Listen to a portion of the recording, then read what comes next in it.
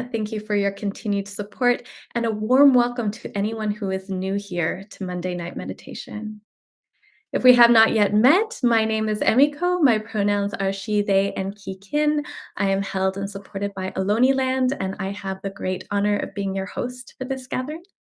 You can reach me at any time in the chat box for any technical questions you may have, any accessibility desires, any information about upcoming programs, or anything else.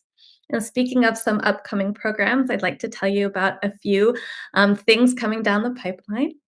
We have a hybrid coming up on October 19th, both in the Community Meditation Center on land and online. It's called Expand Your Window of Tolerance, a trauma-sensitive mindfulness retreat. And this is with David Trevelyan. And I will put this information into the chat so you can take a look yourself. And again, if you have any questions, let me know. We also have on October 20th online Healing Our Way Home, Black Buddhist Teachings with Kyra Duolingo. And I will put this in the chat as well. And lastly, we have an online class series, October 23rd through November 20th, called The Art of Self-Compassion with Chronic Pain. And this is with Christiana Wolf. And I will put that into the chat as well. And as always, you can visit our calendar for a complete list of offerings to find the program that most suits you and your needs. So with regard to Zoom, I want to let you know we do have closed captioning, which you can enable by pressing the CC button. We do invite you to consider having your camera on, as we do love seeing your faces in your home temples. But of course, we want you to take care of yourself, so if it's more comfortable, feel free to have your video off. To avoid distracting the teacher, please do not send them a private message in chat, but again, chat me all you'd like. If there's time near the end, we'll be having a Q&A, and we will be inviting folk to ask a question. You can use the hand raise feature, which you'll find using the Zoom toolbar. Note that if you do come on camera, you will be in the recording. And also, we love to know that acknowledge folk who are not here in the Zoom room, but here joining in other ways as well. We welcome you here as well. Unfortunately, those who are not joining on Zoom will not be able to ask questions, but we are so glad that you are with us. So thank you all so much for your kind attention. I now have the great honor of welcoming our teacher today, Jack Kornfield. Jack, thank you so much for being with us. Thank you, Emiko, and very good to see everyone. Good Monday evening to you. Yeah, I'm really happy to be able to teach again. As most of you know, I did Monday night teachings for more than 30 years every week. And now, as I am in my 80th year, I cut back and I'm teaching once a month so that I could do other interesting things. But I still miss it, and it's such a pleasure to see you all. What we do Monday nights is usually quite simple. We start with a meditation, which we'll do tonight, and then have a break, 5 minutes or so to stretch or relax. And then that's usually followed, as it will be, by some teachings and maybe a brief meditation at the end of the teachings before we do some question and response. Whatever brings you, just take a pause for a moment. I'm really glad we get to connect, because the invitation of this space, more than anything, is to remember. To remember what really matters, to remember what your heart knows, to remember the wisdom that was born in you, that you carry. So with that, let us begin with 20 minutes or so, maybe a little more of meditation, with a bit of guidance tonight. And I'll start us off with a bit of a story or an image. During the years that I lived at my teacher Ajahn Chah's forest monastery, which is in the province of Ubon in Thailand that borders both Laos and Cambodia. It was during the period of the Vietnam-Cambodian-Lao War, the American war anyway, with them. And there were warplanes that flew overhead, bombers and fighter jets. There was an airbase in the province not that far. And if I went to one of the monasteries right along the border, you could even see flashes at night of the fighting. We had visitors. I remember a friend who came from Vietnam. He was part of a Quaker group doing peace work in the middle of the war. And he said, how dare you stay here when there are all these people suffering? He asked Ajahn Chah about that. Doesn't Ajahn Chah want to do something about it? And Ajahn Chah's response was, he said, wars come and go. They're a terrible thing. They cause tremendous suffering. And the Buddhist teachings are to see suffering and to find the path to free ourselves from suffering. And that means to make our own hearts a zone of peace. So this monastery is a zone of peace. In the war zones, people steal, they rob, they kill.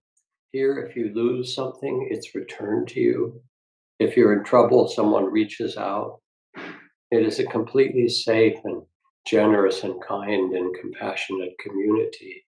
And we're at peace with the animals and the beasts of the forest. Come and taste it, because we want to be a living library of what's possible for humanity, so we don't forget. William Butler Yeats puts it this way: we can make our minds so like still water, that beings gather around us that they may see their own images, and so live for a moment with a clearer, perhaps even a fiercer life because of our quiet.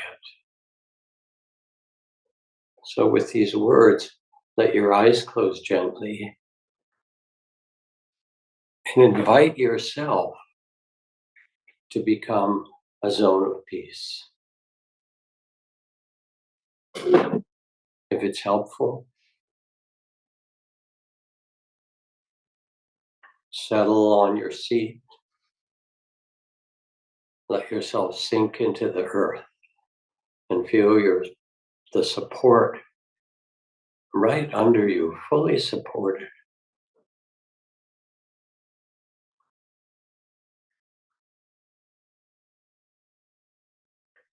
Take 2 long breaths.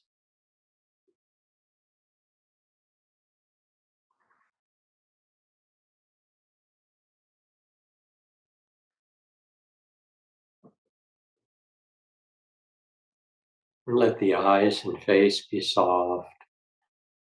Loosen the jaw. If you like, roll your head in a little circle to release your neck and let it find a simple upright.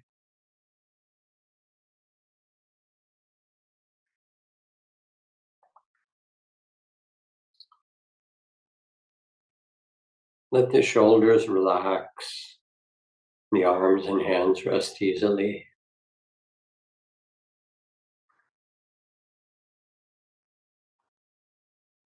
Let the belly be soft and the breath natural.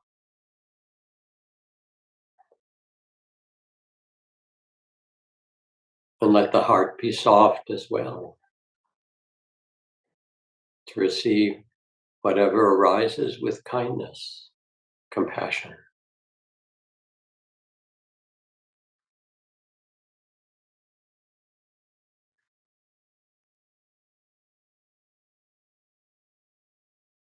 And as you begin to quiet, invite a sense of peacefulness to arise.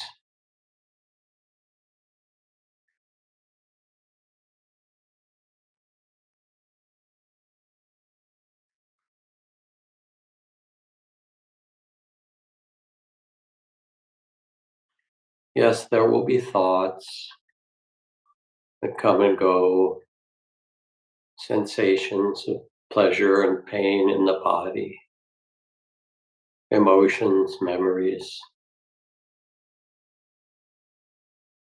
And there's a deep peace to be found in the midst of all of these, just here, not an absence of thought, but a spacious, peaceful heart, peaceful presence.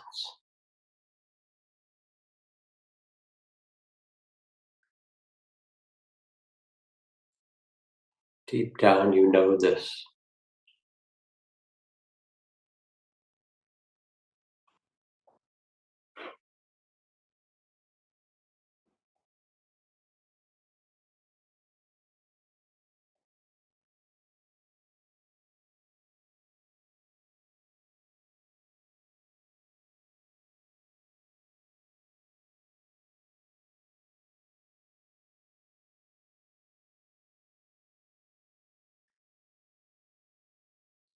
Let yourself remember or picture a time in your life when you were quite at peace,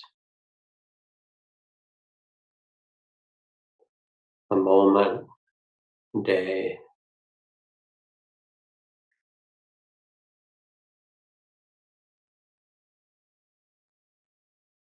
You remember, you can feel it.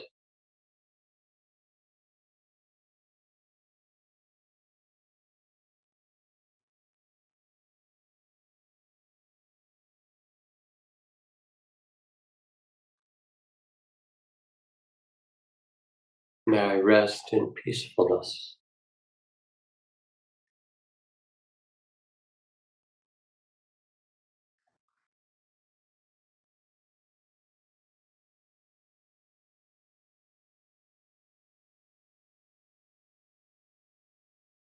With each breath, may peace arise.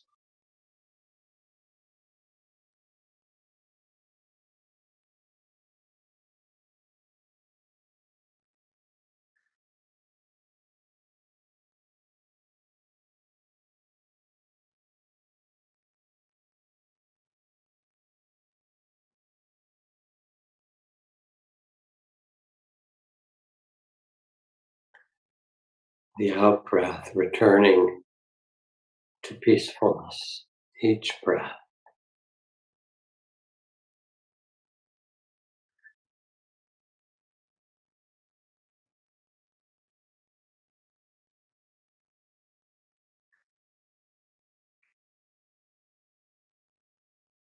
steady,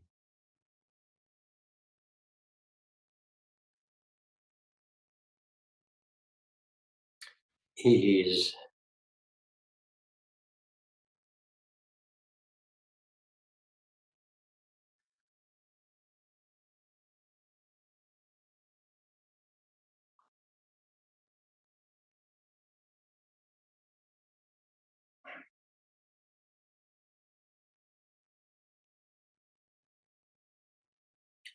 May I become a zone of peace.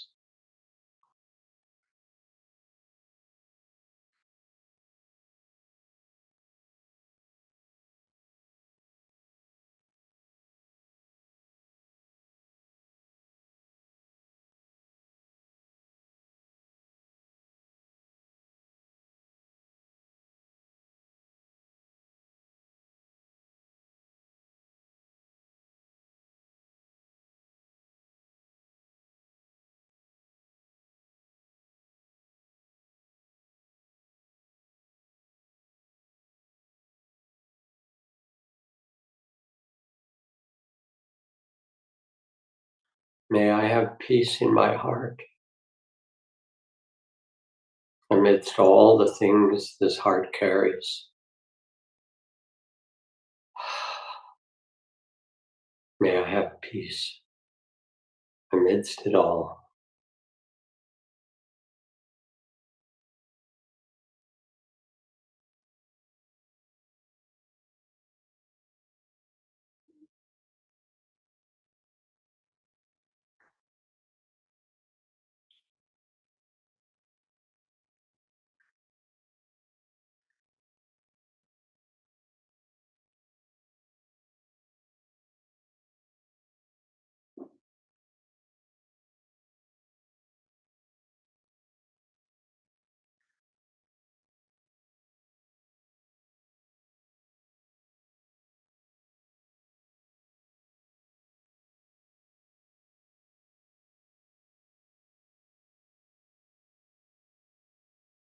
May I have peace in my body. Let the body come to rest and ease.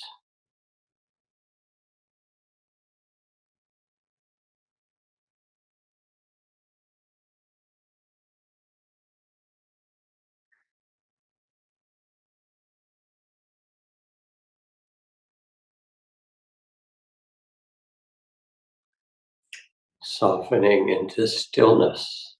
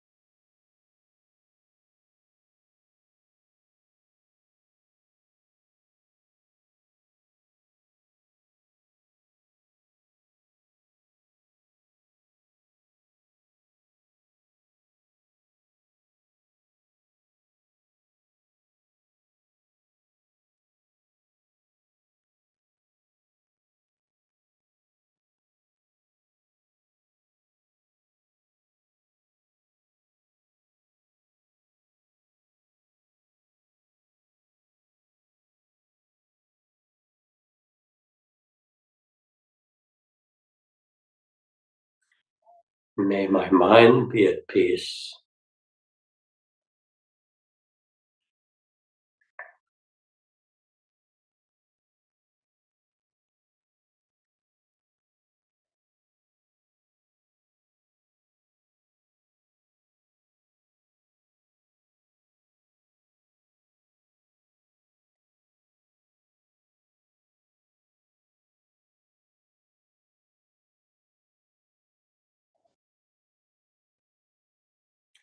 May I have peace in my mind.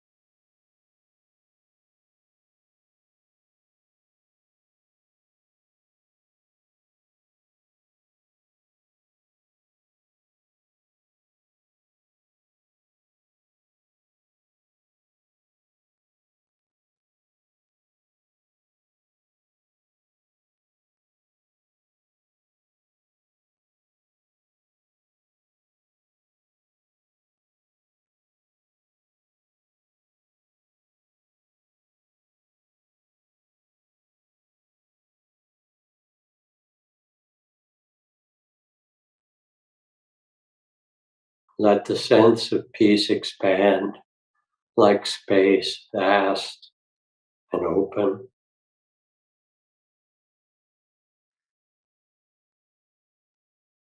like the sky or the galaxy. Boundless space and peace.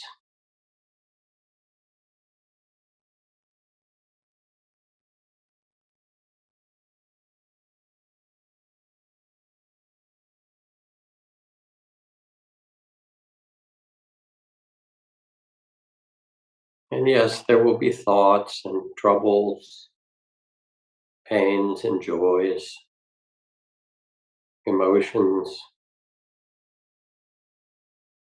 all the parts of life rising and falling like waves in the ocean.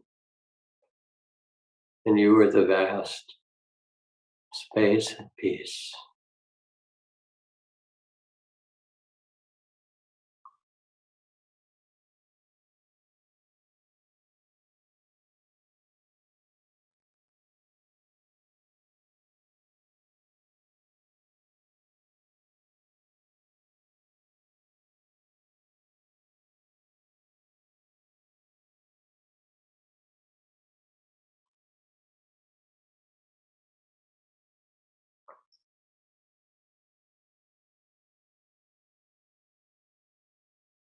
Relax into it. Trust it.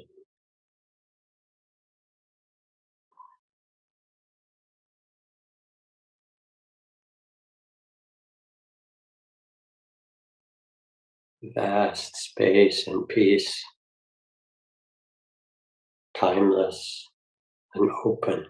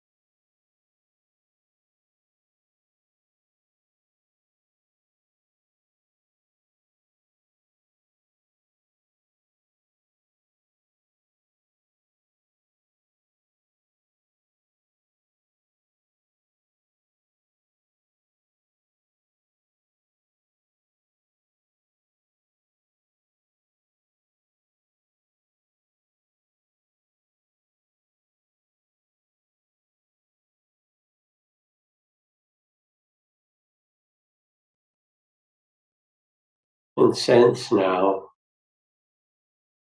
how you can move through your life with a peaceful and loving heart in the midst of it all. Feel it, picture it. This is who you are.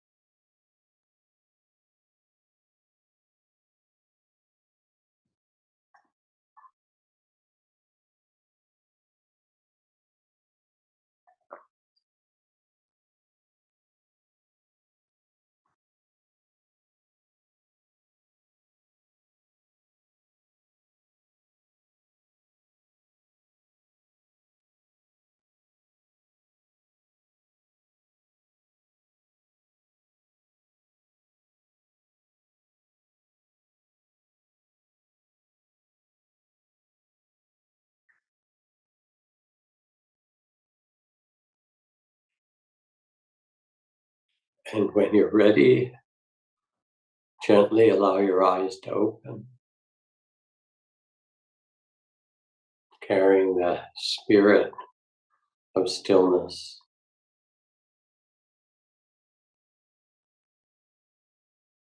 May you have a peaceful heart.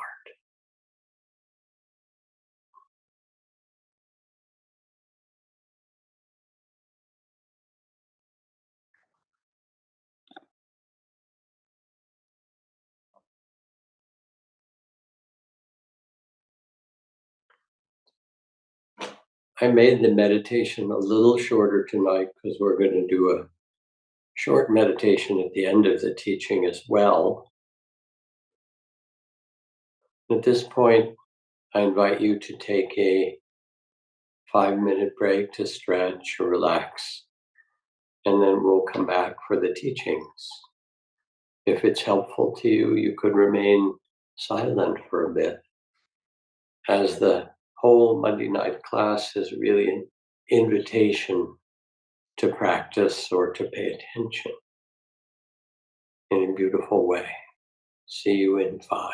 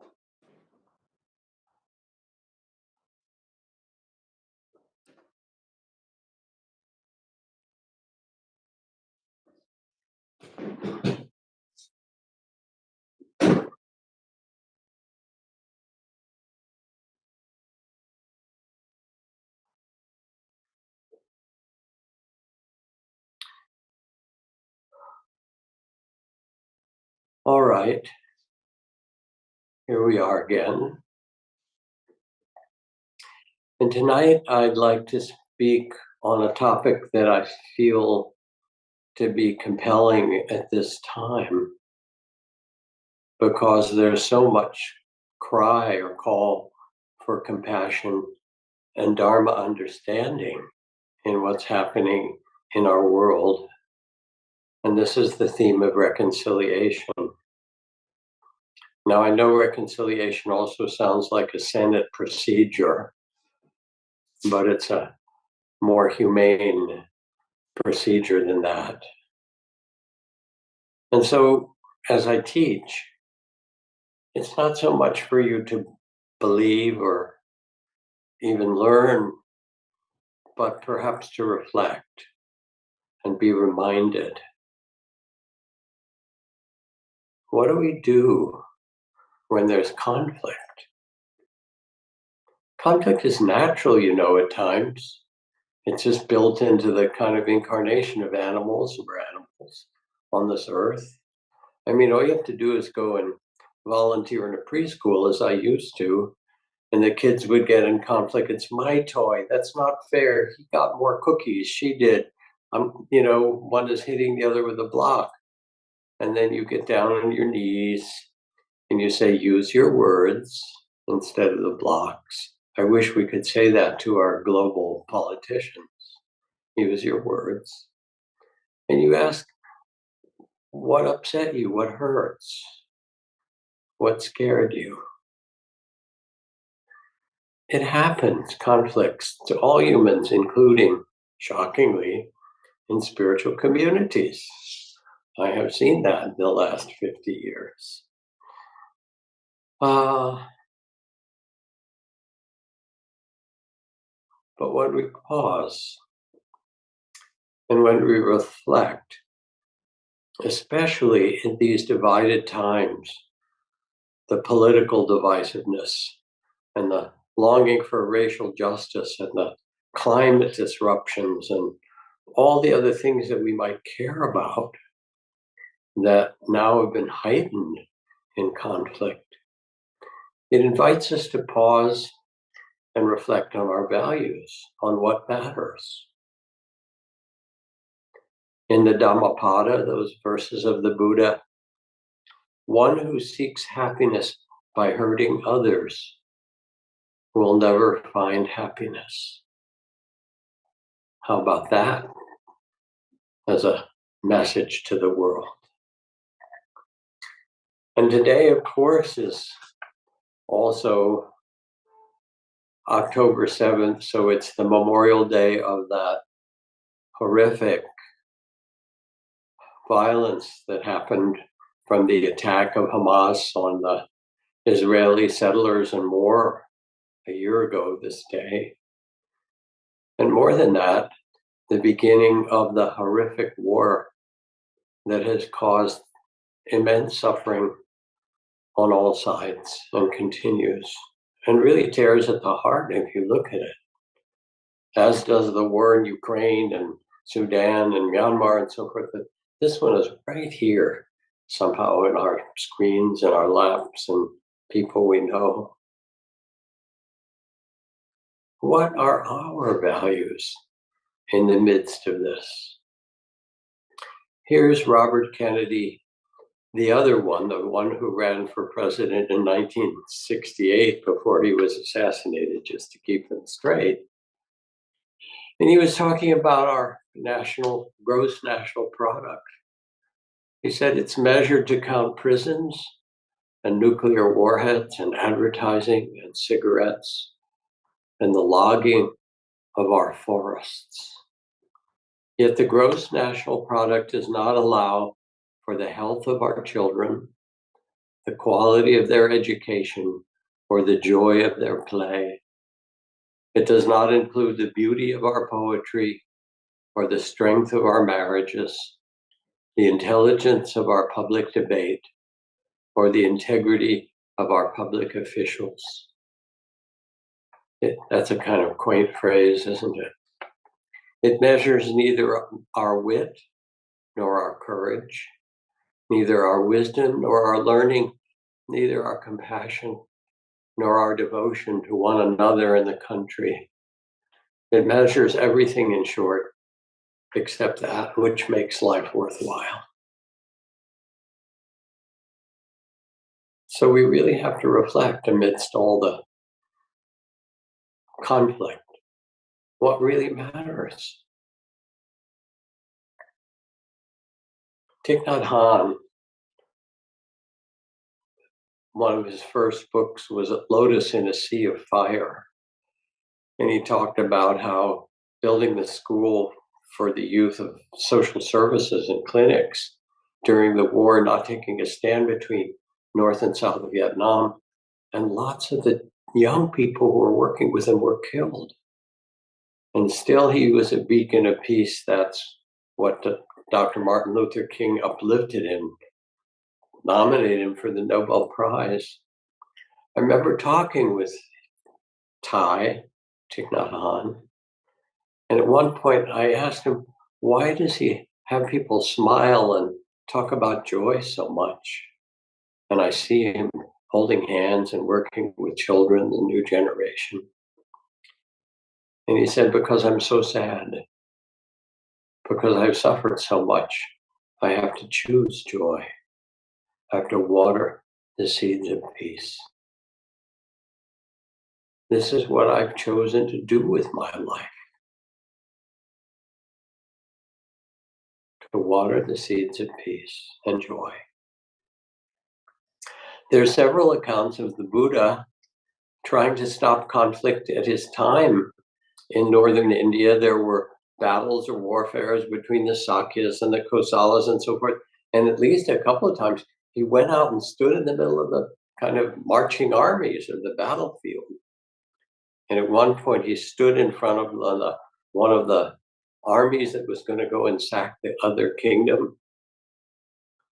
And it was over water, which we will have alas more of those in our time.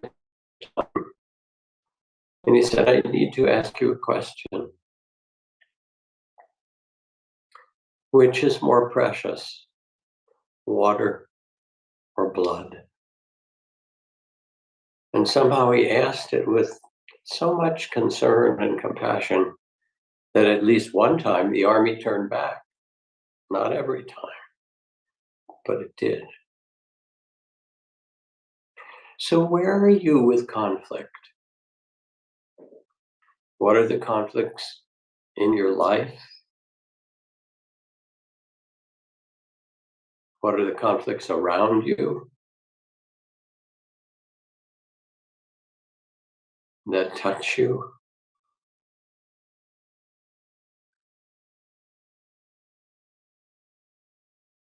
And how do you navigate the conflicts in your life?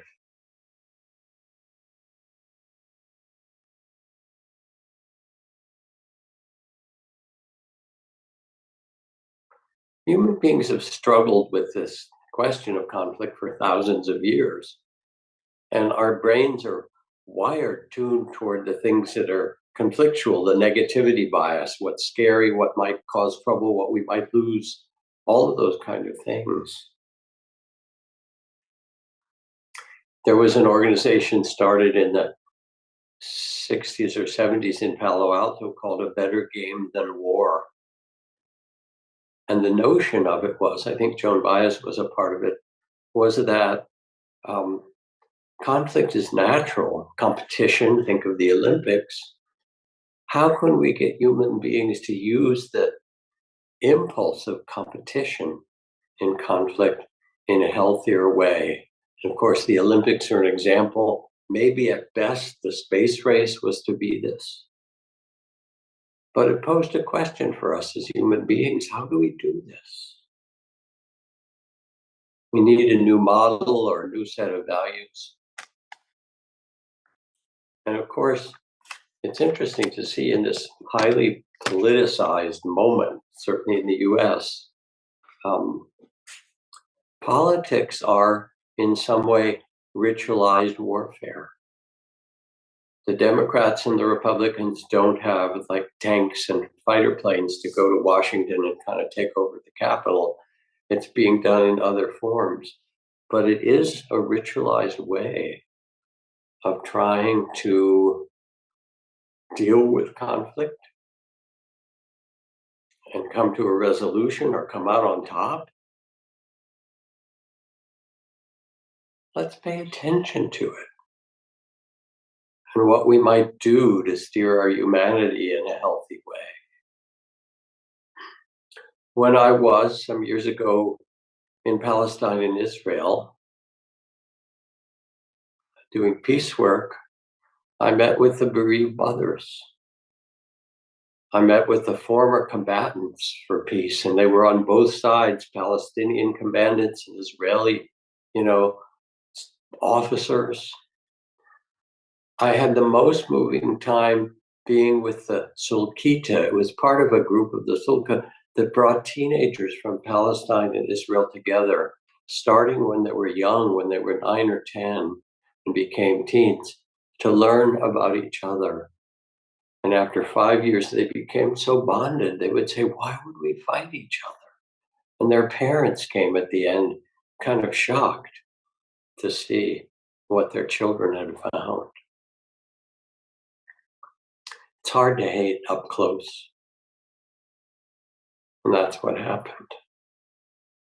Van Jones, the commentator on CNN and a social activist and a brilliant, wonderful friend, he did an interesting thing. He was very much involved with the problem of the fentanyl and opioid deaths and this huge epidemic of the deaths of so many people that's still ongoing.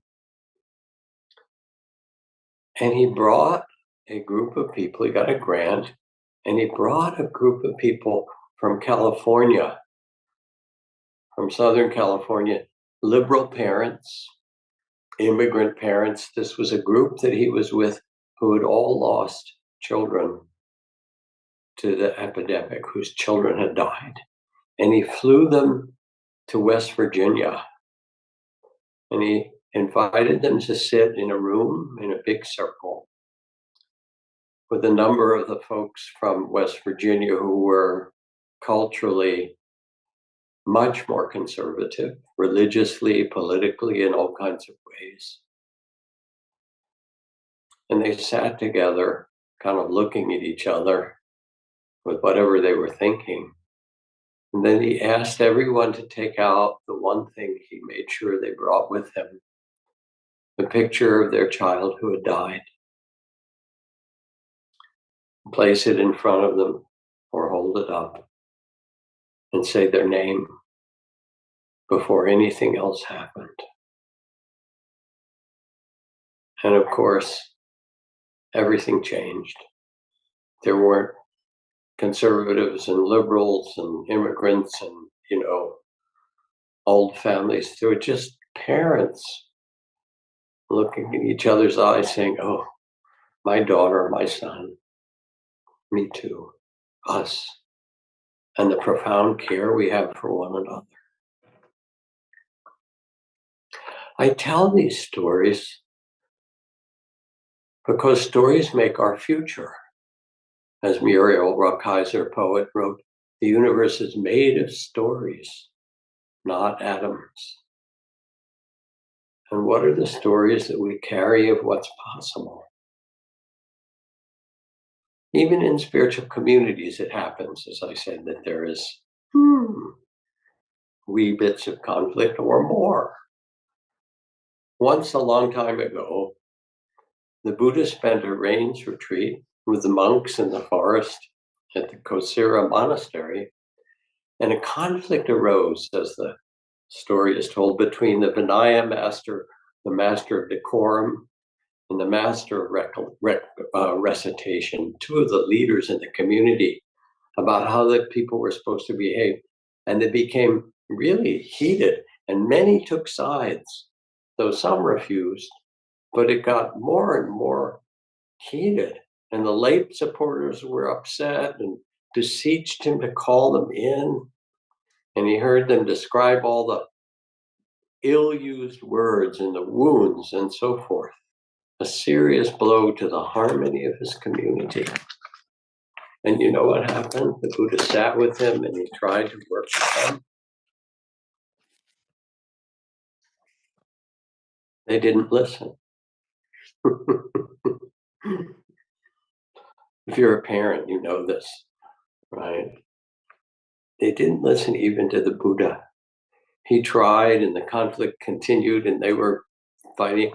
And finally he said, I'm leaving. He told no one. So I just contradicted myself. He absented himself. He turned away and he walked into the forest with a couple of monks who were close to him and spent 3 months away. Said it was really happy months. He was out with the animals, the elephants, with the phases of the moon and the movement of the leaves and the wind and the quiet of the forest, meditating. And 3 months later, he returned. And he asked, how is it? And they said, the conflict was worse, if anything. They continued to argue.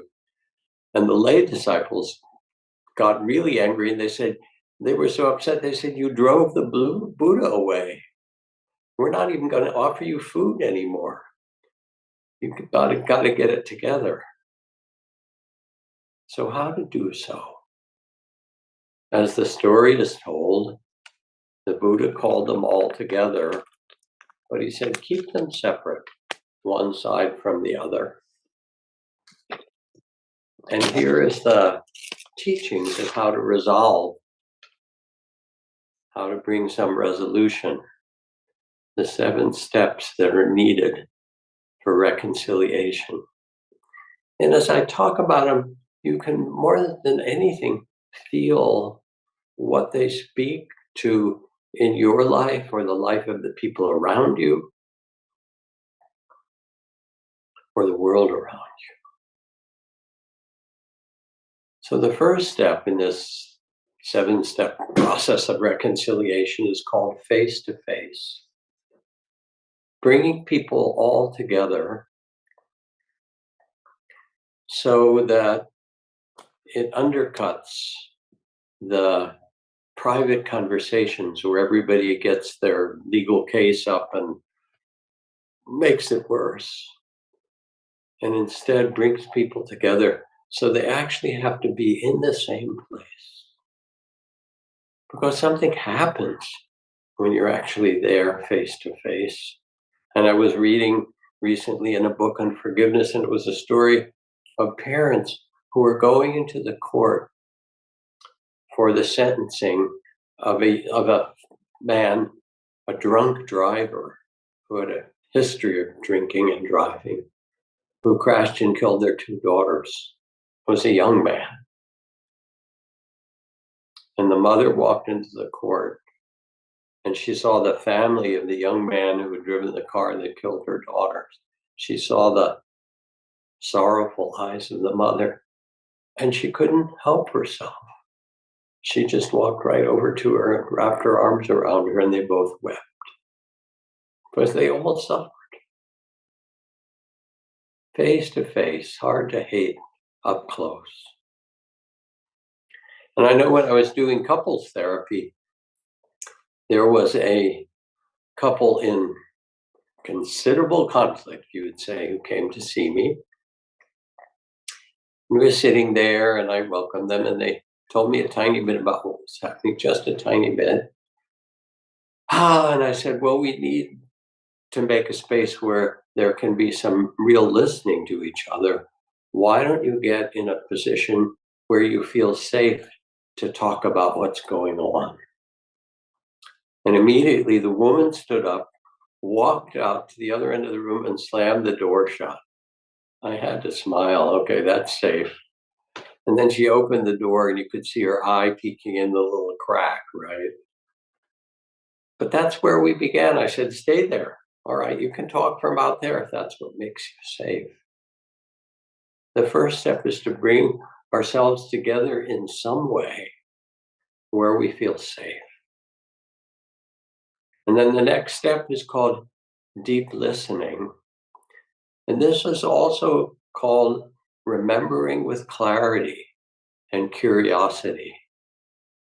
Instead of being in your position in conflict, leaning in with mindfulness and interest and a care and saying, I want to know exactly what it was like. Tell me, what did you feel? What did you think? What did you do? What did you see? And there's something about the listening and each person speaking their truth, whatever it is, that has an enormous power to release the ways that we're caught. You know what I'm saying. In India, there is a saying or a practice called the act of truth. That when you're in real trouble, you can make a ritual act of truth. And when you make that ritual act of truth, it will change things. And the story is told of a family where the young son or daughter, their young child, was very, very sick. And the doctors had come and they could do nothing. And this daughter, son, was in a coma. And the parents were, as parents could be, terrified and lost. And there was a traveling yogi, a sadhu, who came through. And they said, well, maybe he has some mantras, some magic that can help our child. And he came and he tried his mantras and nothing happened. And finally he said, well, I'm afraid the only thing that will work is an act of truth. Do you agree? And they agreed. And he said, as he got quiet, my truth is that I'm not a very good yogi, that I cheat on my vows, that I've not kept them. And by telling this truth, may your daughter be healed. And her eyes opened. She started to awaken. And then he looked to the father. And the father said, you know, I have a business, but my act of truth is to tell my wife that it's not a very good business. I'm not doing well. I haven't been so honest. And by this act of truth, may my daughter be healed. And she sat up. And then his wife turned to him and said, my act of truth is that I've not been happy in this marriage. We need to change things radically. I've pretended to be happy, but not in my heart. And then the daughter stood up and looked at them like, whoa, what's been happening here? It's called an act of truth. Face to face, telling the truth, deep listening. The next one is called non-stubbornness. I would know nothing about this except for that little part of me that loves to be right. You know how it is, all of us. My opinions, how I believe things, how I've seen them. And the Buddha talks a lot about this. He talks about clinging to views. How those who cling to views, he said, those who cling to their views go around the world annoying other people. It's like one of the kind of vaguely humorous phrases you find in the text. Moi, says Miss Piggy, yes, you too. Those who cling to views. Those who cling to views annoy one another. It's not about being right. It's about whether you want to listen and connect and love. Brian Stevenson, who's the great activist in the South, who worked in prisons, who helped in the project to build the memorial to all the lynchings that happened, an extraordinary being. He talks about something called undeserved mercy. That even those he worked with who've done the worst things, they too deserve mercy. This is Alexander Solzhenitsyn. If only it were so simple. If only there were evil people somewhere insidiously committing evil deeds and it were necessary only to separate them from the rest of us and destroy them. But the line dividing good and evil cuts through the heart of every human being. And who among us is willing to destroy a piece of their heart? And the wild thing is when you do the work of Byron Katie, that kind of inner questioning, one of her most important four questions is, what if the opposite were true? She'll ask what you believe, what your story is, and then she says, try it on. What if the opposite were true? Non-stubbornness, the valuing of others' perspective, the valuing of their experience, and the valuing of their pain, even the undeserved mercy.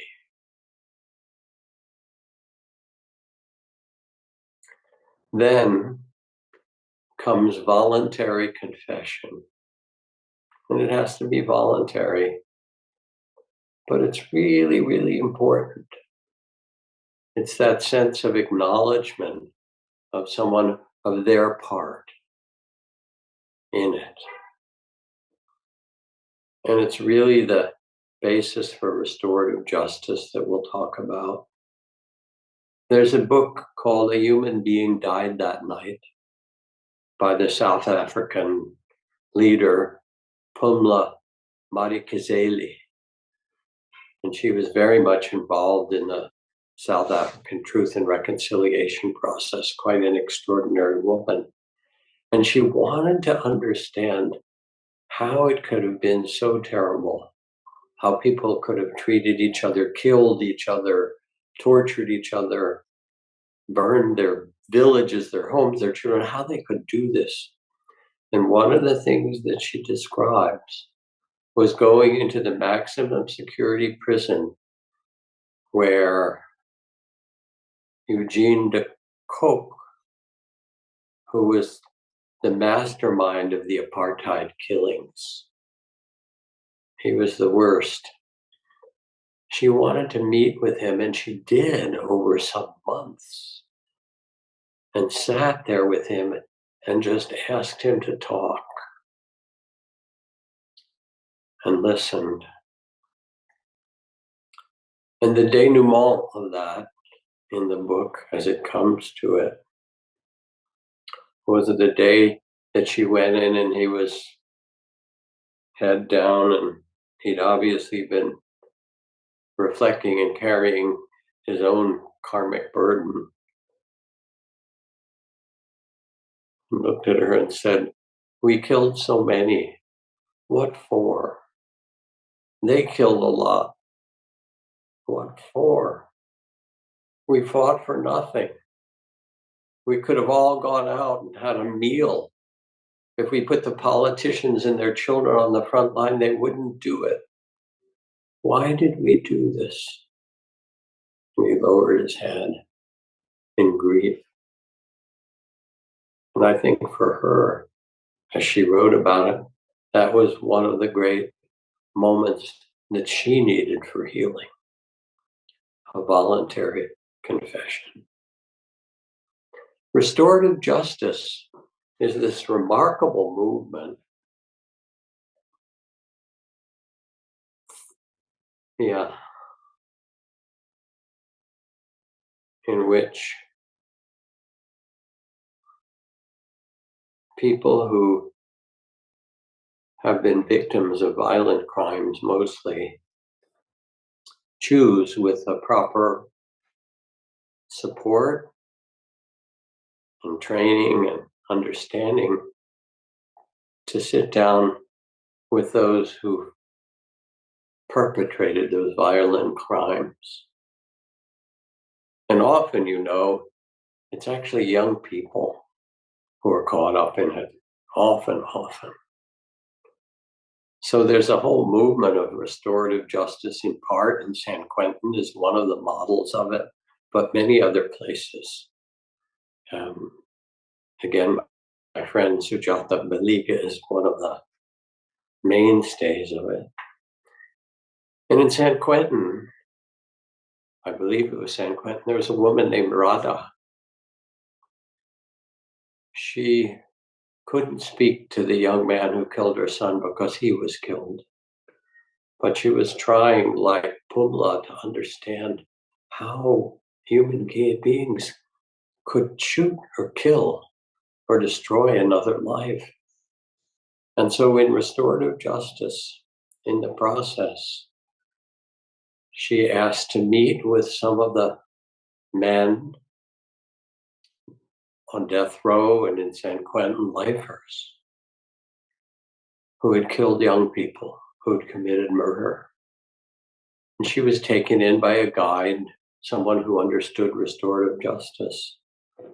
And she talked about her son, Chris, and how he had been shot at age 21 for nothing.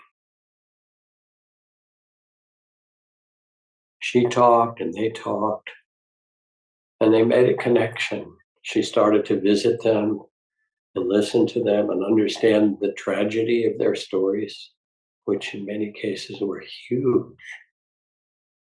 Just like most of the women in the maximum security prisons who committed murder are there, almost all of them, because they were terribly abused. And she heard all these stories. And the next year was to be the anniversary, the 5th anniversary or whatever it was, of the killing of her son. And the men she'd been meeting with in San Quentin asked her to come in on that day. And they had all cut pieces out of their blue prison uniforms and stitched them together and made a quilt of atonement and love. And they stitched with their hands his name and the date, and then peace doves and flowers and prayers. And when she came in, they said, "We have something to give you." And then they unwrapped it and wrapped it around her and said, "Not only do we who have been killers ask your forgiveness, but we ask your understanding." And this is the holy grail, really, of what allows people who've been in conflict to see each other with the sacred eyes of humanity. A voluntary confession, then decision by consensus. There it meant all the other monks or nuns around in this process. But here it means the support of your family, your teacher, your therapist, your community, the exemplars who nod and say yes. Turning toward peace is exactly what's needed. We support you, we uphold you, we have your back, we're with you with all the courage that you take to do this. And then there's accepting the verdict. The elders are asked for their view on it, how it should be resolved. And it's always the verdict of compassion. Can you feel the compassion? And are you willing to change?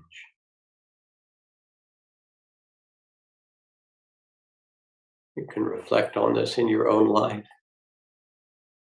Can you feel the great heart of compassion for all?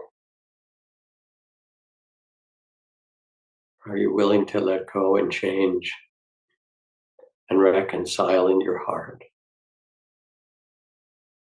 To not put anyone out of your heart.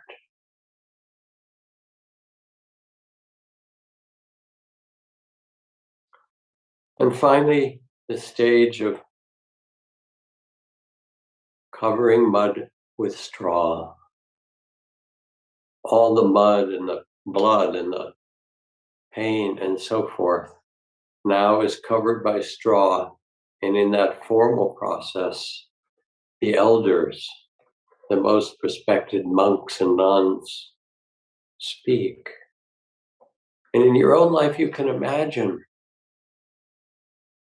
what would the Dalai Lama or Archbishop Tutu or Aung San Suu Kyi on her best day, what would they say to you in your conflict? What would they whisper in your ear and remind you of and tell you? Again, it's like a woman who came to see me who was in the midst of a terrible divorce. And the husband that was divorcing her, who'd had a number of affairs, not only was trying to keep the money, but lying about her as a mother and trying to keep the children. It was one of those really painful and messy situations. We talked about her getting the best lawyer she could, which she did, in protecting herself, which she also did. And then she came in one day and she said, my ex is telling my children all kinds of bad things about me. And she said, I will not retaliate. And she sat up and she said, I will not bequeath a legacy of bitterness to my children.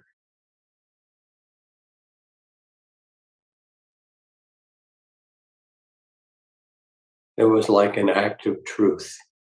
It had such courage and power in it. She simply would not play that game and go into that conflict to cause harm.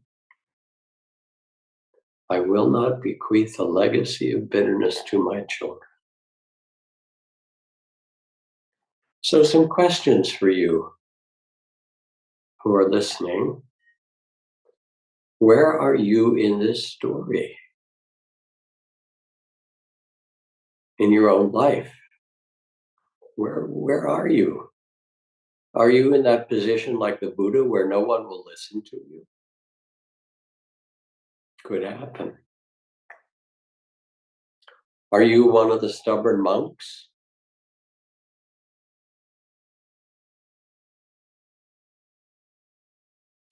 Are you one of the bystanding, disgusted lay people who don't even want to feed the monks anymore because they're so lost in their conflict?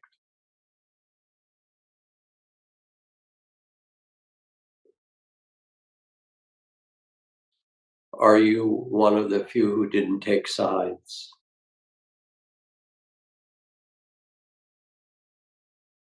Think of conflict in your life. Are you listening deeply with your heart to not put anyone out of your heart?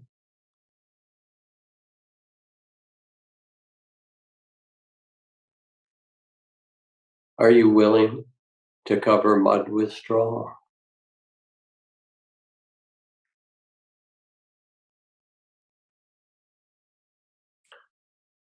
I was the peacemaker in our family, 4 brothers. We each had different roles. My parents fought a lot. My father was abusive and violent and, you know, a wife batterer.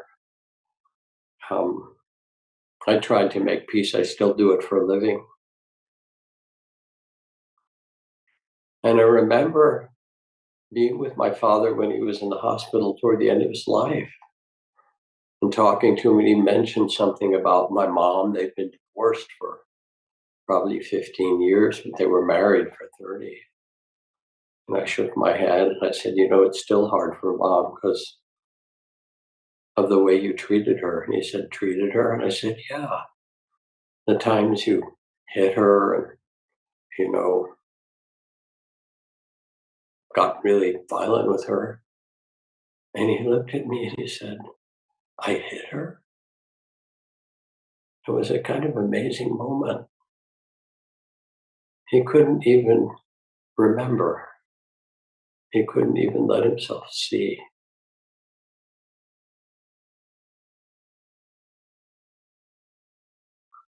But whatever he remembered or didn't, I'm not going to carry the legacy of bitterness.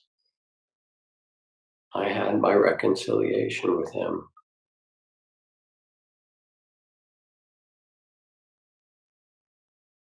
Grief and pain. And then what? Not the end of the story. Reconciliation is hard. It brings us close to where we're truly vulnerable. But we need it in our families, in our communities, and more broadly. You know, the USA is still fighting the Civil War. It really is. Fear, loss, white power, supremacy, all that stuff. Here, the immigrants, we're still fighting the Civil War. All the racism and tropes that came from that, still acting. We need it. We need reconciliation. South Africa's truth and reconciliation process, so remarkable. 22,000 victims came forward and spoke. 7,000 hearings for amnesty for people who agreed to say what they had done and to be willing to face up to it. It didn't fix it, but it was a start. It was a start of what does it mean to see each other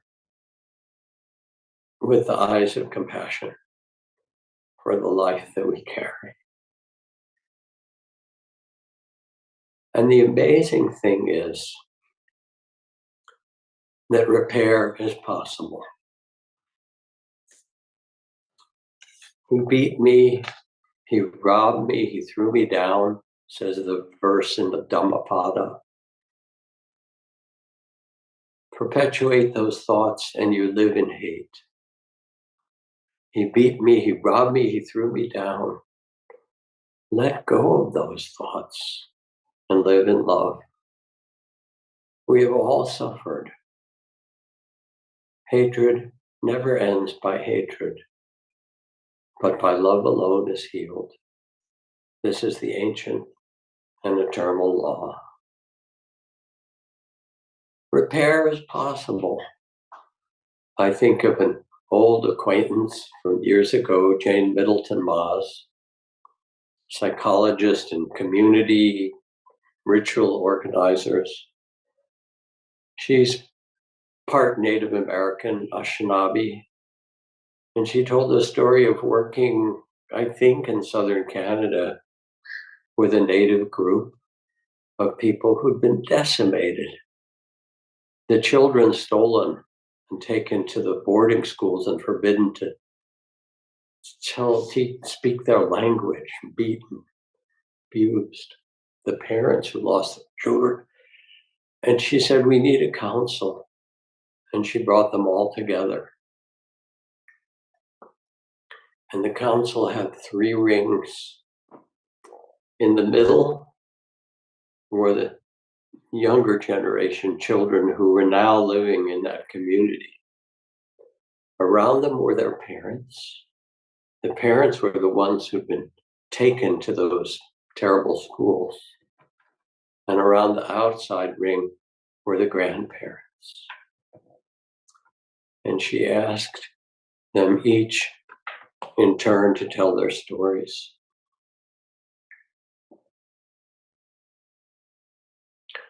And the grandparents told what it was like to have their children taken from them and the sorrows they had and how it completely upended their life and community. And the parents told what it was like to be torn from their families and carried off and beaten and mistreated. And then the children in the middle said, "Oh, now we understand better what happened to you." And as is true in that Native community, when there is this kind of reconciliation or coming together, there's a gift giving. So this was the telling of truth, the acts of truth. And from the outside in the circle, one of the grandmothers said, "Since my daughter was taken, I have never woven our sacred blankets. But after these stories today, I speak to you, children, and I will teach you how to weave." And one of the parents said, "You know, I don't come out of my house because I only drink. And I drink since I got back from when they carried me away and took my language and my life. And you know I'm a drunkard. But I look at you, next generation, and now that you know what happened to me, I pledge to you I will never take another drink. This is my gift to you." And elders and parents in the circles gazed at their children, telling the acts and then offering, "I will teach you to make baskets again, the baskets that hold our people together." And the children drank it in. They could hear it, they could feel it, because it was the medicine that was really needed. Repair is possible. Reconciliation is possible. Lehman Gabowi, who with Ellen Sirleaf won the Nobel Peace Prize, Liberia, Ellen Sirleaf, the head of the Liberian government, they said Liberia used to be known for its child soldiers. Now it's known for its women leaders. Human beings can learn. We can grow. We have the capacity to see one another with compassion. This is what all of our practice is about. In your family, in your community, in the political world, in the world of war, remember, see it, feel it. The Hutus and the Tutsis have somehow come to live together. The Northern Irish Catholics and Protestants, after years, have come to live together. True love, says Meher Baba, is not for the faint-hearted. The Bhagavad Gita explains, if you want to see the brave, look to those who can forgive. If you want to see the heroic, look to those who return love for hate. No one knows how old humanity is, but we can all agree we're old enough to know better. It's time. It's time to become wise. It's time to carry something deeper that we can with one another, to plant the seeds of reconciliation in our lives, in the politics, in the community, in the family, in the arts that we're a part of.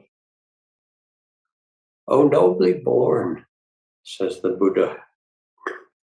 Remember who you really are. Remember the Buddha nature within you, the capacity for profound compassion.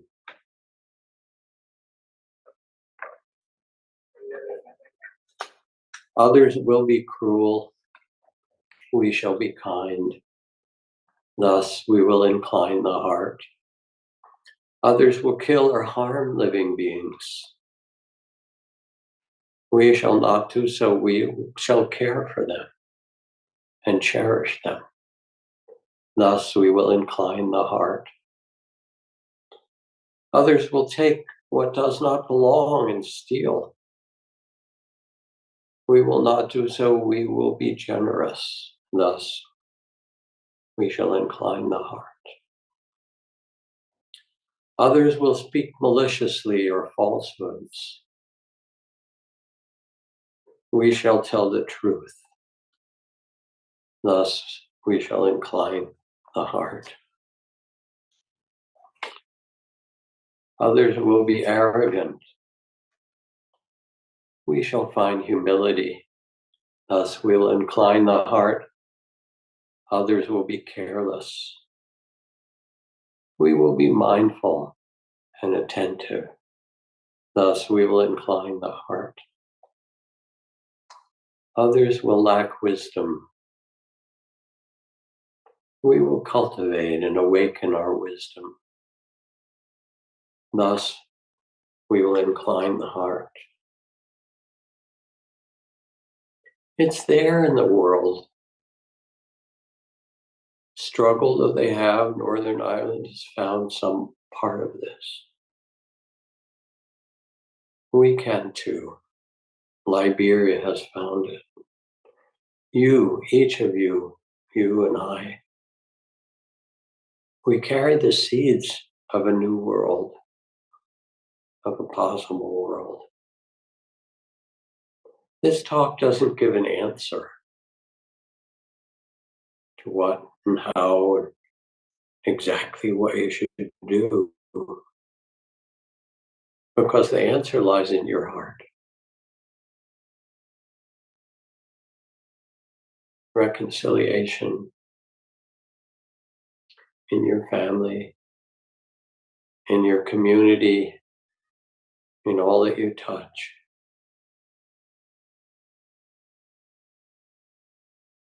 You carry beautiful seeds. Water them. So let's be quiet for a minute.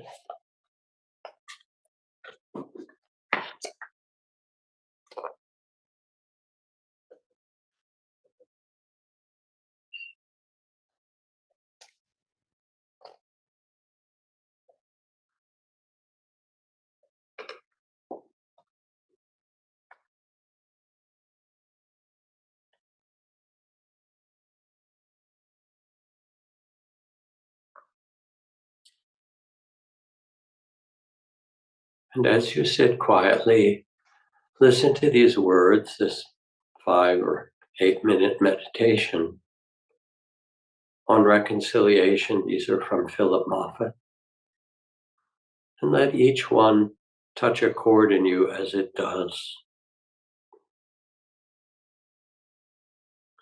It's really a deep wish of the heart. May all mothers and daughters be reconciled.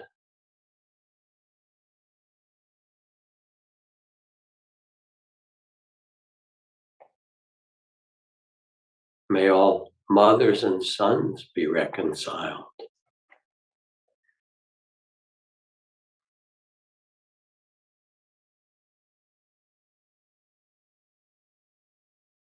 May all fathers and sons be reconciled.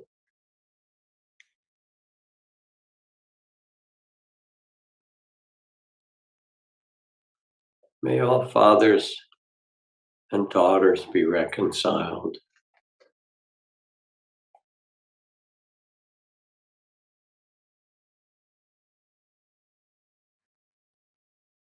May all sisters and brothers be reconciled.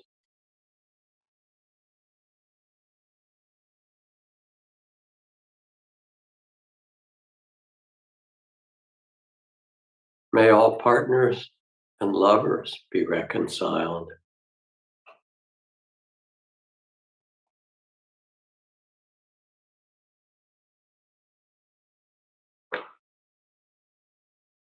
May all husbands and wives be reconciled.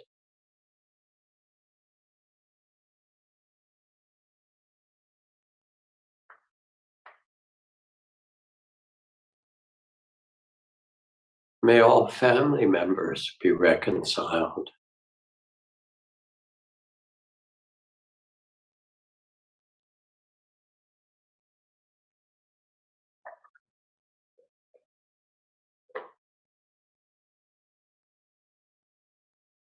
May all employers and employees be reconciled.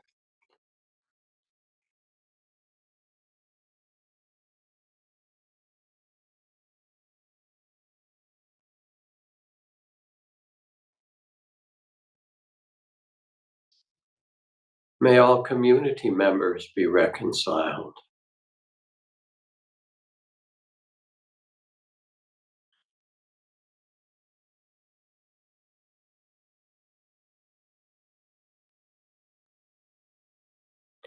May all men and women be reconciled.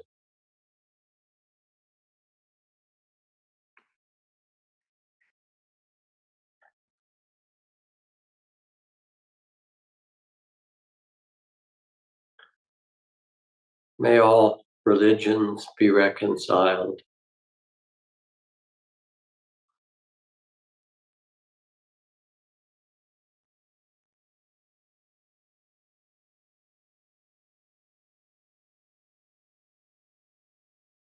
May all races be reconciled.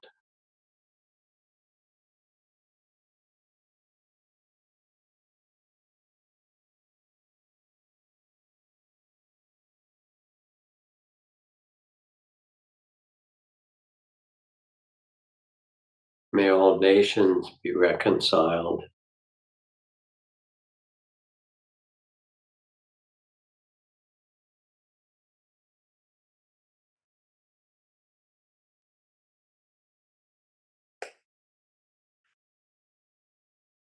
May all creatures be reconciled.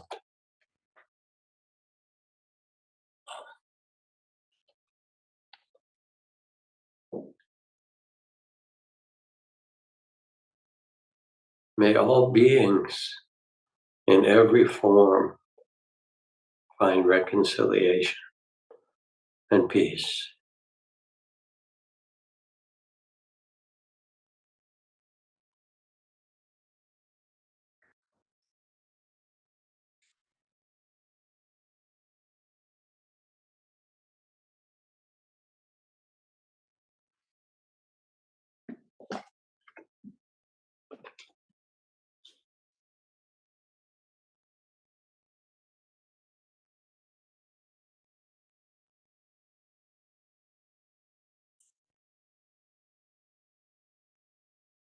Thank you.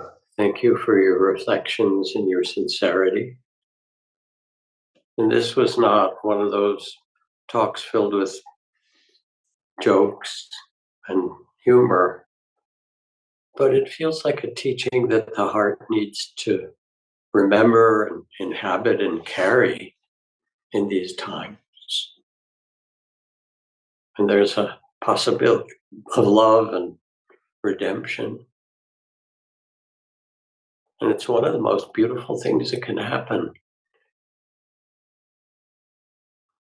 So we have a bit of time for reflections, observations, questions. You can raise your little screen hand. Those of you who are on the screen, have a little dialogue.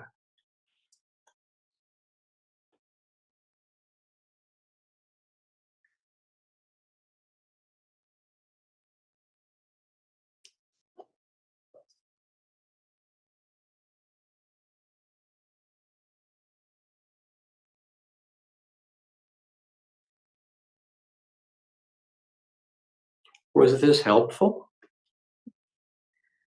I see Linda's hand. Linda, if you would like to unmute and speak. I'll go ahead and ask you to unmute. Hi, Linda. Hi, Jack. Um, as I was listening tonight, I was thinking about a number of conflicts in a number of different uh, categories and capacities, family members, politics, countries. And I was wondering, is it possible for us as a person to keep our heart open and to look for reconciliation if it's not mutually extended? Well, you can extend it, but if it's not mutually acceptable, I mean, I can't resolve the conflicts in Ukraine or in Israel, Palestine, other places, but I can hold my heart open. What would you say? Well, first, I'm listening to you and appreciating that you can hold your heart open because there's so much suffering in Ukraine and Russia. There's so much suffering in Israel and Palestine and so forth. How could we not see it? And then it's not up to us to be able to have the wand to make it go away, you know? And some people won't even agree with that. They say you have to hate that side or that side. But I hear you saying that that's not what I'm doing. Is that correct? Yes, yes. So then you're asking, is it possible to do it and not have people agree that they should follow your wishes and do it? I mean, they don't necessarily follow it, you're saying, but you feel it. So close your eyes for a moment and just tune in.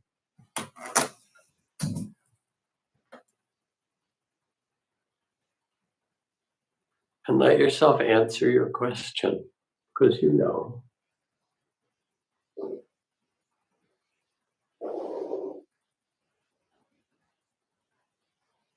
What does your heart wisdom say? My heart wisdom says that I feel like I'm holding the sadness for so many in so many different areas. And I want to keep my heart open and not be taken in by one perspective or another. But the sadness is that the suffering continues, and it's it's very not just frustrating, but it's something that's so heavy on my heart. I don't always know where to put all of the emotion of that. Yes. So first, the wisdom that you're holding it all, you know, and not getting caught up in one side or the other. And now what's asked of you is to embody the great heart of compassion. You have to become Dr. King. You have to become Gandhi. You have to become, Leman Gabo. You say, I let this, I look this in the eye. I see it. I feel it. And who I am is bigger than this. Because even as you feel the great heart of compassion, which holds all the tears and suffering, it's not the whole story. Today, there are a billion people making love and planting gardens, and billions of people feeding their children, and billions of people doing beautiful things. And you don't, you can forget it, and then the heart can get kind of colonized by just the tragedy. But actually, the great heart of compassion knows both. Oh, I loved your answer. Thank you. Thank you.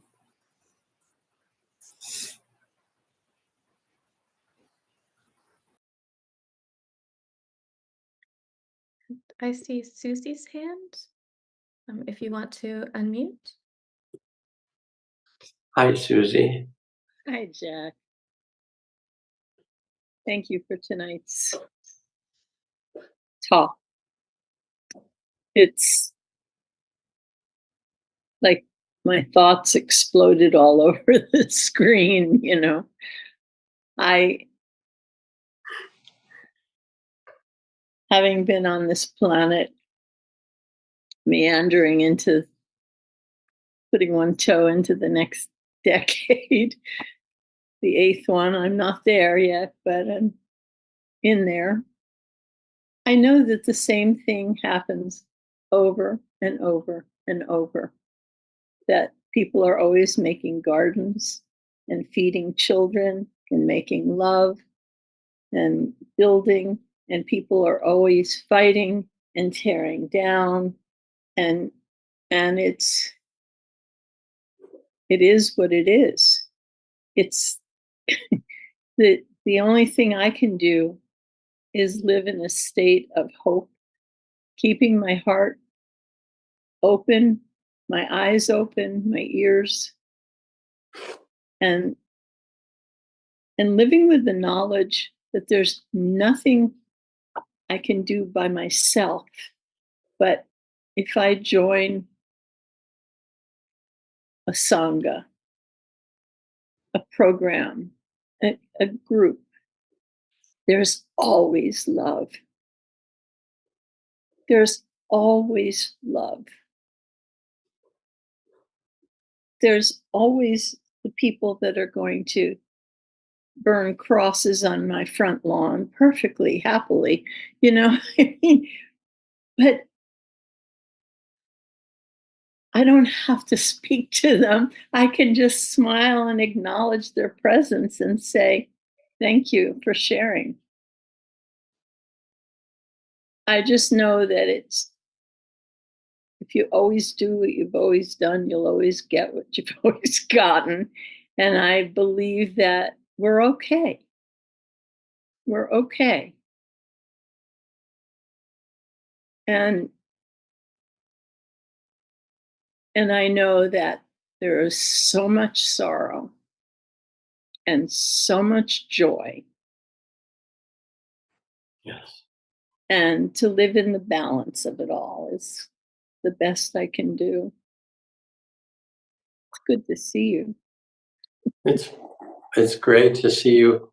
I feel myself in this very tender space tonight, hearing you speak, kind of the conversations we've been having, and the tenderness of your heart that's open to all this, and the wisdom that you spoke. I couldn't, imagine it being said. It could be said different, but that's as good as it gets.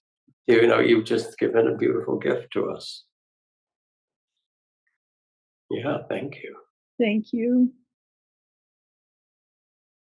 Thank you.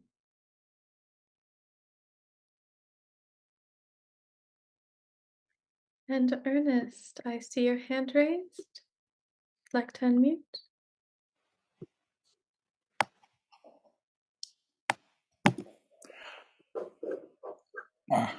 Yes, hello, Jack. Hi, Ernie. Yeah. So my story is this, that I live in Berkeley, California, which is a liberal enclave, and all my friends are other progressives and liberals. And I've had it in mind for a while to try and have an interaction with a Trump supporter. And about 20 miles up from my town, I live in Berkeley, at a place called Lafayette. If you're in the Bay Area, you know where I'm going. There's a bridge across the freeway. And typically, a lot of Trump supporters will be there and they'll be waving flags and Trump signs. I'm going out there, I plan on going out there for something. And after I get through, I was thinking about just walking up to one of the people there and saying, gee, I'd like to talk with you. I don't want to argue. I don't want any conflicts or anything. I just want to ask you, okay, how come you believe this and how come you believe that, and stuff like that. So that's all well and good. But what I got from your talk tonight is that I have an underground intention of fixing them, of changing them. and somehow making them awake to what's going on in there. The Berkeley consciousness, of course. Well, it's not just Berkeley. There's a lot of us. I know. Yeah. To a progressive, and yes. Yeah. So I think it might be a little difficult for me to walk up to some of these people and just come from a pure place of just really wanting to know, okay, how come you believe about integration? And ask questions. Okay, suppose you deport 11 million people, who's going to pick the crops, that kind of thing. But not from a I want to change you kind of place, but from a much more open place. I'm going to have to work on that. I'm going to have to play around with that during the week. I'm going out on Friday, actually. So I want to thank you for I mean, what you're saying underneath it is about a much deeper trying to understand. Help me understand how you see it. I don't even think the specific questions you're going to, throw out the immigrants. That almost sounds like an accusation. Help me understand, how do you look at immigration? And what do you think should happen? Help me understand. With that kind of open-hearted curiosity, Mm-hmm. people will feel it. And the other, you're quite accurate. You said, if I go in, but I have a little edge on, really, I want to convince them. What you saw, that, that's not going to get you very far. Mm. Yeah. And who knows? They might have some things that you can learn from, because you don't hear that side. Yeah. Tell me, how does this affect your family, your children? What's your vision? Tell me. Mm. Let me listen. Yeah, phrasing it, learning to phrase it in a much more open and much more connective kind of way, rather than my underground wanting to fix them. So, and then what's your intention in doing it? Mm.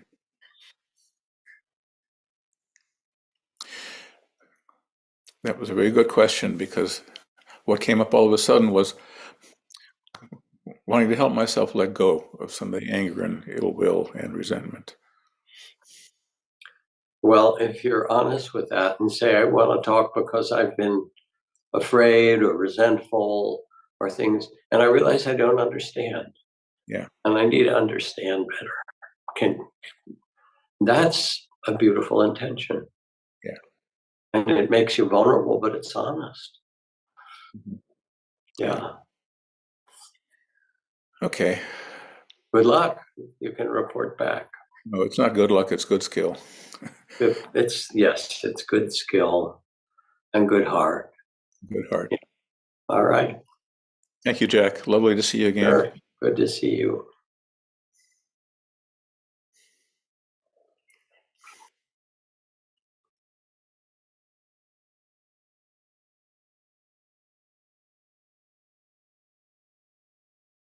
When we approach each other with our minds already made up, which of course I would have no experience of, but people like you do that anyway.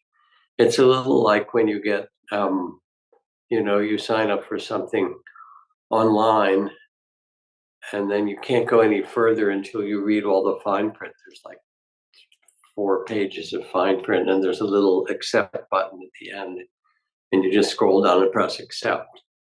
But you never actually read it or listened. We can listen to each other that way, just like we're going to press the accept button. Okay, and now I have my case. But there's something that happens if we get quiet, like Ernie did, for a moment, and ask, what's our best intention? What's the intention underneath it? And for him, it was to undo his resentment and his anger and the distance he created, which is another way of saying learning how to love. But that's the question for us. What's our real deepest intention?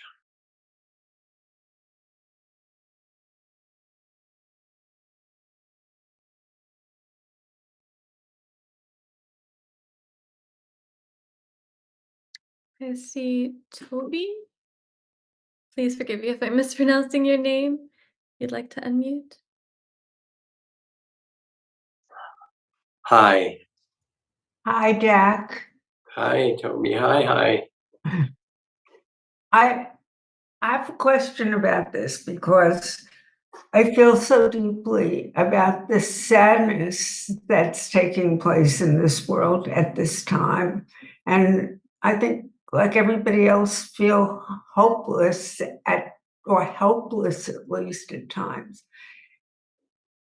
Is it a conceit to feel that if we treat each other, because I feel we're so deeply connected, if we treat individually, if we treat each other with a kindness and an openness, that has an effect that will ultimately make some changes, even if not as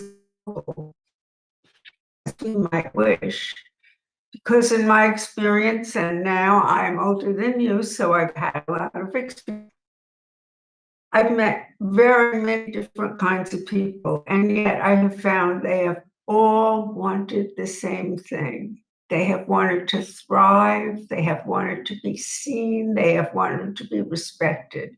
And when that happens, nobody says, are you Jewish or are you a Palestinian? Are you conservative? Are you liberal? Because in that moment, that connection is more profound than the differences.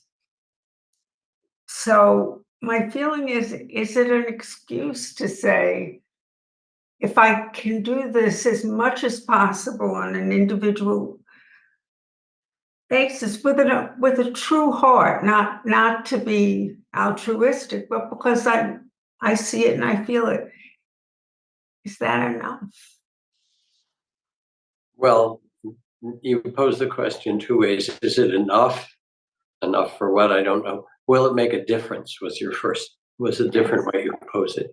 So, I mean, what you're talking about, I really respect. Close your eyes for a second. Just do a little reflection. Imagine that you're in a school system where all the children are being instructed to fight and battle and be angry with one another, and that's how they're being taught. This is what we should always fight and be the first and fight and be the best and put other people down. And that's kind of what people are instructed, and that starts to grow in the community. If that's how they are, would that affect the world if people have those kind of instructions and thoughts? Yes. You're sure, aren't you? Yes. Yeah. So your question kind of reversed it. Now you're picturing, all right, suppose in a society there are a number of people who foster respect and connection, where people feel like they're being understood and cared for. Will that spread? Will that grow? Will it change things? We don't know how much or how long, but does it make any difference? I think so. If you put a violin on a table and have a violin in your hand and you play the violin, what happens to the violin on the table? The strings resonate, the very same notes. You can't not make a difference because they're part of you. Now we have all these different parts, as Solzhenitsyn said, our heart contains all these. But if that's the seeds you water, if that's what you bring into this world, I loved what you said. You've seen people over all these decades, and they all want to be seen and respected, feel a connection. The beautiful thing tonight is people are just speaking wisdom, and we get to drink it in. Well, I think one of the most amazing things I've seen is it's true whether a child is 5 or somebody is 85. There's that moment that that look comes in, that brightness in the eyes that says, ah, you saw me. Yes. And Yeah. you approved, or at least did not disapprove. Yeah. And I think, it's a hope that it spreads sufficiently, and I don't know. That That we have to see. Yes. we can't know, but at least you feel it has enough value that it, in its own self, it's something to pursue. Thank you, as always. Oh, when you look back at your life, that's what you'll be glad you did. That's really what mattered. It's beautiful. And this is a great way to end tonight. Quite lovely and uplifting. May we all carry your spirit that you suggest and illuminate. And thank you, everybody. It is a little bit of a tough time, and we are tender and we need a big heart of compassion. And what Toby said was such beautiful medicine. So thank you, and I will see you in some weeks. Blessings. Let's just sit quietly again for half a minute.